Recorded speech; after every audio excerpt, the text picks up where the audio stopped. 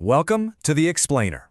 All right, if you're gearing up for the USPC GS Paper 4, you know just how crucial a solid ethical framework is. It's really your most powerful tool. Today, we're going to dive deep into one of the big ones, deontological ethics. So let's jump right in with a classic high-stakes ethical dilemma, the kind of case study you're definitely going to encounter. Imagine this. You're the administrator, you're in the middle of a massive crisis, and you get this devastating personal news. Do you prioritize a deeply personal duty or your professional one? This is exactly the kind of situation where the principles of deontology can offer a really clear path forward. So how do we even begin to solve that dilemma? Well, you need a framework, and that brings us right to the heart of our explainer today, deontology, which is all about the ethics of duty. At its very core, deontology, and that comes from the Greek word deon, which means duty, makes a pretty bold claim. It says that some actions are just inherently right or wrong, period. It's all based on a set of rules. The focus is on the means, the action you take, not the ends or the outcome. Honestly, it's a total shift in perspective from how we often think about morality. Okay, now this table is super helpful because it puts deontology head-to-head with its biggest rival, consequentialism. You can see right there under moral focus for deontology, the means matter. But for consequentialism, it's all about the ends justify the means. So a consequentialist like J.S. Mill would try to calculate what brings the most good to the most people. But a deontologist like Kant, who we're about to meet, would say, nope, the action is only good if it follows a moral rule. No exceptions. To really get to the heart of this whole duty-based approach, we've got to talk about its mastermind, the German philosopher Immanuel Kant. His goal was, well, incredibly ambitious, to build an entire system of morality based not on feelings, not on religion, but on pure, universal reason. For Kant, everything, and I mean everything, in morality rests on one single thing, what he called the good will. Now, this isn't about being clever or rich or brave. It's purely about your intention. It's about your intention to do your duty simply because it's your duty. The moral worth of an action is baked right into that pure intention, no matter what happens as a result. So you might be wondering, okay, but how do we figure out what our duty actually is? Kant gives us this incredible tool for that, called the categorical imperative. Think of it as a two-part test for any action. First, the universal law test. You have to ask yourself, could the rule for my action become a law for everyone, everywhere, all the time? So if you lie, you have to be okay with a world where everybody lies. Second, the humanity as an end test. Does my action respect human dignity, or am I just using someone as a tool to get what I want? It's a really powerful gut check. All right, so let's bring all this high-level philosophy down to earth.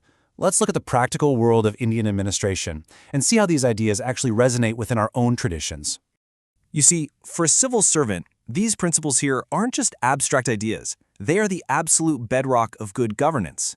When you uphold the rule of law, you're performing a clear deontological duty. It's not about the outcome, it's about the principle itself. This is what builds public trust. And think about a whistleblower, like Ashok Khemka. His actions are a perfect example of prioritizing the duty to expose wrongdoing, no matter the personal consequences. And this is what's so fascinating. Kant's ideas find this powerful echo in Indian thought. The principle of nishkama karma from the Bhagavad Gita, acting without being attached to the outcome, that's a profound parallel to Kant's focus on pure duty. And of course, Mahatma Gandhi's unwavering belief that the means must be just as pure as the end, that's maybe the ultimate real-world application of deontological ethics you could find. But, and there's always a but, isn't there? This is where it gets tricky.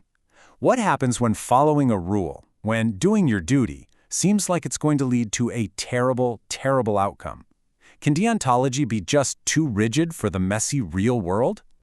Check out this famous and frankly kinda startling quote from Kant himself.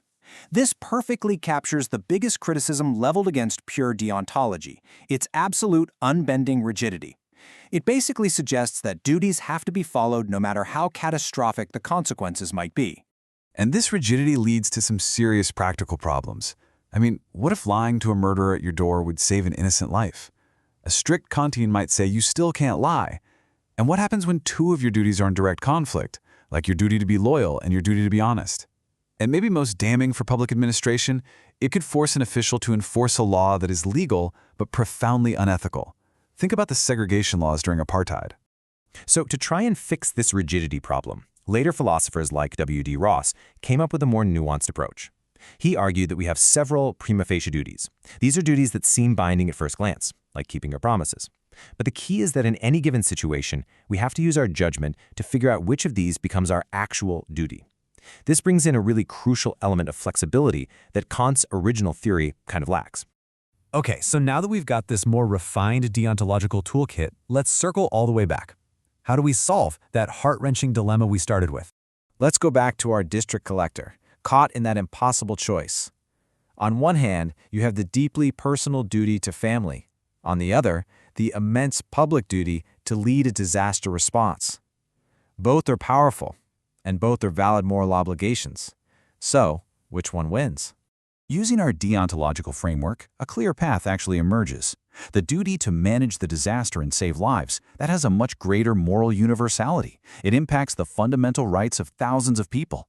If we apply Kant's universal law test, this is the duty that could be willed as a universal law for all public servants in a crisis. It also perfectly echoes the principle of nishkama karma, performing your dharma for the greater good.